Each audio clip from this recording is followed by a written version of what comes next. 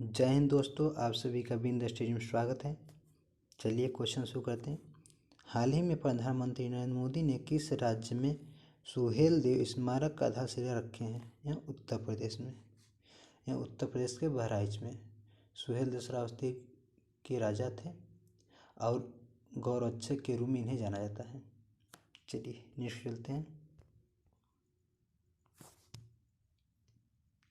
हाल ही में किस राज्य सरकार ने मिड डे मील वर्कर के वेतन में वृद्धि किया है?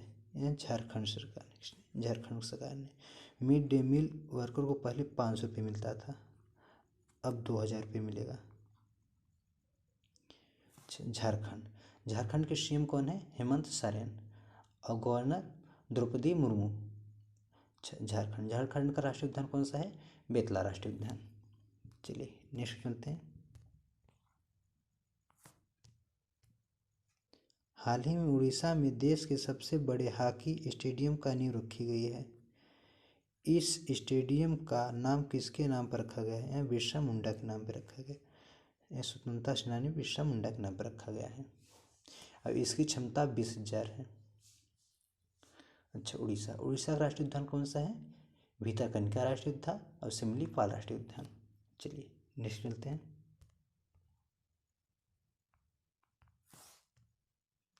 हाल ही में पुडुचेरी के उपराज्यपाल का कार्यभार किसे सौंपा गया है?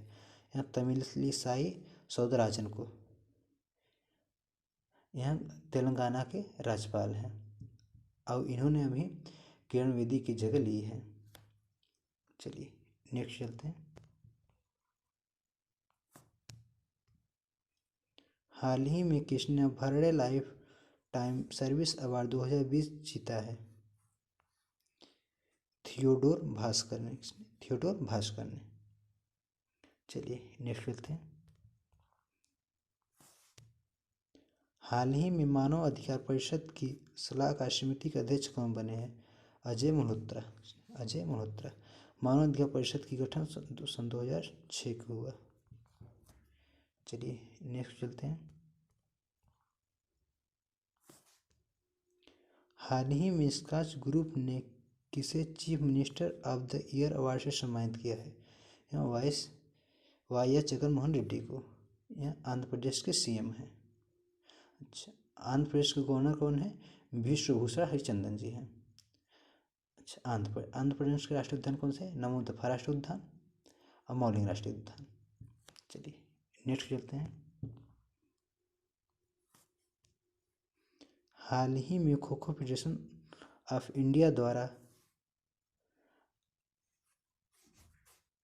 आयोजित super league kho kho championship 2021 का खिताब किसने जीता है?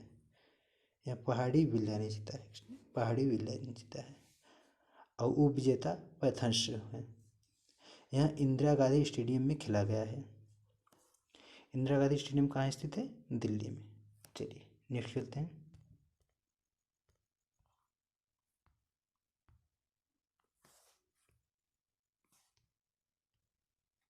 हाल ही में भारत सरकार ने किस समुद्री पड़ोसी देश के साथ व्यापक आर्थिक सहयोग और साझेदारी समझौते को मंजूरी दी है? यह मॉरिशस को। किससे? मॉरिशस को। अच्छा, इससे क्या हुआ? किसी भी प्रोडक्ट को भारत मॉरिशस में और मॉरिशस भारत में लेन देन में कम शुल्क लगेगा। चलिए नेक्स्ट चलते हैं। हाल ही में भारतीय रिजर्व बैंक ने शहरी सहकारी बैंक को मजबूत बनाने हेतु किसकी अध्यक्षता में समिति गठित किया है? एन.एस. विश्वनाथन के। एन.एस. विश्वनाथन के। एन.एस. विश्वनाथन पूर्व आरबीआई के डिप्टी गवर्नर थे। अच्छा, इसका उद्देश्य है शहरी सहकारी बैंकों को मजबूत बनाना। इसमें 8 मेंबर शामिल हैं। चलिए नेक्स्ट चलते हैं।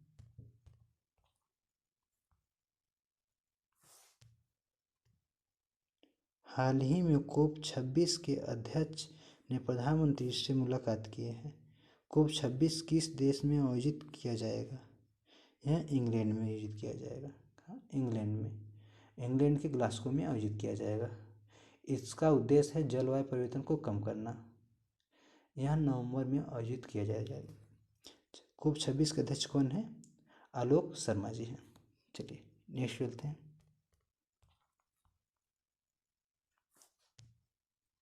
हाल ही में संयुक्त राष्ट्र पूंजी विकास कोष का कार्यकारी सचिव भारतीय मूल की किस महिला को नियुक्त किया गया है? यह प्रीति सिन्हा को। प्रीति सिन्हा को। संयुक्त राष्ट्र पूंजी विकास का गठन 1966 ईस्वी को किया गया।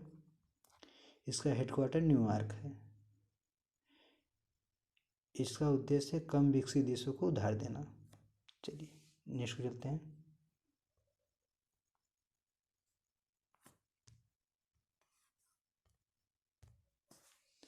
हाल ही में किस दक्षिण अफ्रीकी क्रिकेटर ने टेस्ट क्रिकेट से संन्यास की घोषणा की है? यह फाफ डू प्लेसिस ने। फाफ डू प्लेसिस ने। यह पहले कप्तान रह चुके हैं। चलिए नेक्स्ट करते हैं।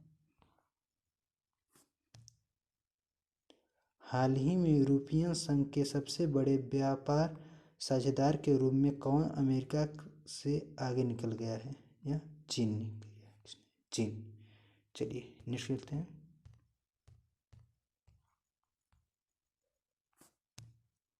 हाल ही में बिग बास्केट में 68% हिस्सेदारी प्राप्त करने के लिए किसने समझौता किया है? यह टाटा ने किया है। बिग बास्केट की स्थापना कब हुई थी? सन 2011 में।